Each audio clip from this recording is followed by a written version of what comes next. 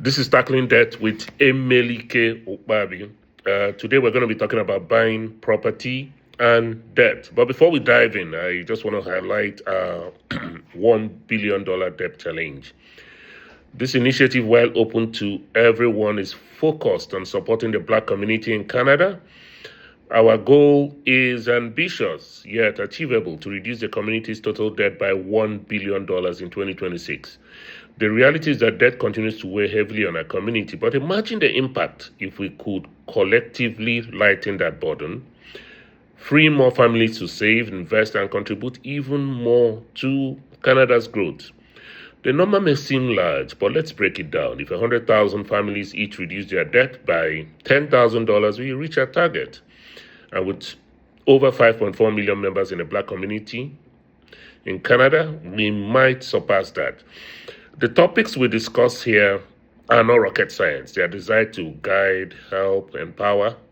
We're not giving professional advice. We can always refer you to financial professionals if you require professional advice. We're still developing a community-wide tracker to monitor our collective progress. In the meantime, you can start by tracking your personal debt reduction daily, weekly, or monthly. Every small step counts. So a lot of people think the only way to buy property is to be completely debt-free. But in reality, the more important question is not just do you have debt, it is what kind of debt do you have? And can you comfortably manage it? That distinction matters because mortgage lenders usually look at your ability to handle monthly payments, not just the total amount of debt sitting on paper. So if you're carrying credit card balances, car payments, student loans, and other obligations, those can affect how much you can qualify for, in buying property and how expensive your borrowing becomes. Now, that does not mean you should panic. It means you need a plan. You need strategy. So let's talk about good debt and bad debt. Good debt is usually debt used for something that can grow in value or improve your financial future, like, mortgage on a home you can afford. Bad debt is, debt that drains your income without creating a long-term value, especially high-interest consumer debt like credit cards used for lifestyle spending.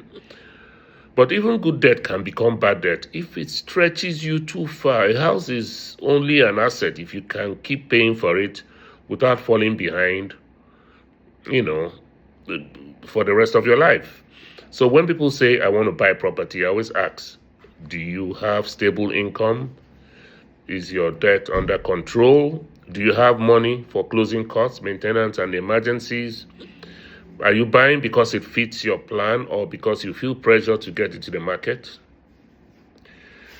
Let's talk about debt to income reality. So here's the part most people miss. Your debt affects your debt to income ratio, which is one of the main things lenders use to judge affordability. That means your monthly obligations matter a lot. Even if your debt feels manageable, a bunch of monthly payments can reduce how much mortgage you qualify for. And if your monthly budget is already tight, property ownership can be, it can become stressful fast. A mortgage is not just the purchase price. There's property tax, insurance, maintenance, utilities, and hidden cost of repairs. If your debt is already eating into your cash flow, adding mortgage without a buffer can put you in a dangerous spot. So the real question is, the real question is not, can I buy property with debt? The real question is, can I buy property and still breathe? That means you need room in your budget. You need emergency savings.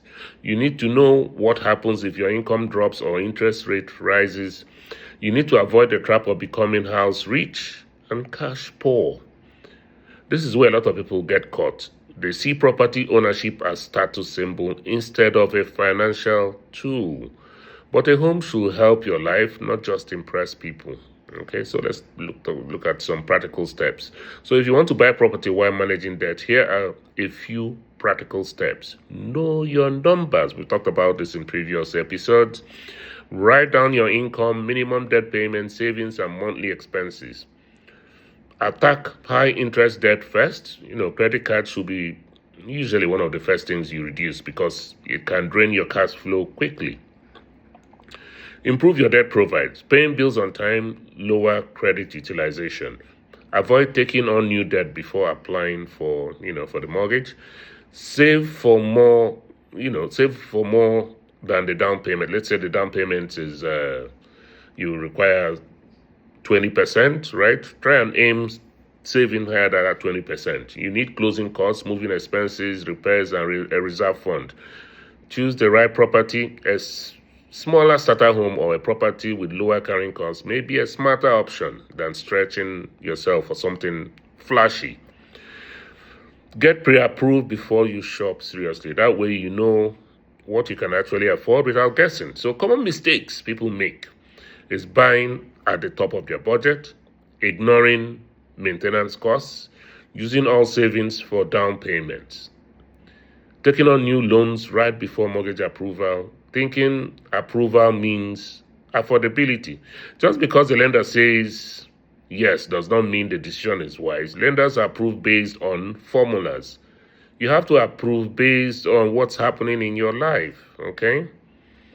Now, if you're carrying debt and dreaming of property ownership, I want you to hear this. You are not disqualified forever. What matters is a plan, building a plan.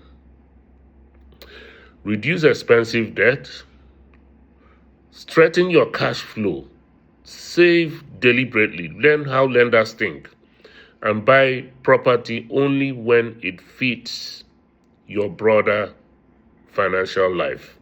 Now, because the goal is not just to own property, the goal is to build stability, peace, and long-term wealth. Now, before we sign off for today, I just want to make a heartfelt appeal. Are you struggling with overwhelming debt? Are you feeling trapped, scared, or ashamed to talk about it? Maybe it's been hard to reach out to friends or family because of how it feels, because of the stigma, because of the shame. Please know that you don't have to face this alone. Reach out to me. I can connect you today with professionals who can help you without judgment. Ask for help. Seek for help. Reach out to me. You can contact me at any time via the email down there. It's Emelike Ukpabi1@gmail.com. Now, if this video inspired you, please share it with someone in our community and comment, I am in to join the $1 billion debt challenge. Please subscribe to my channel. Let's turn debt into freedom, one Black Canadian at a time. Cheers. Bye.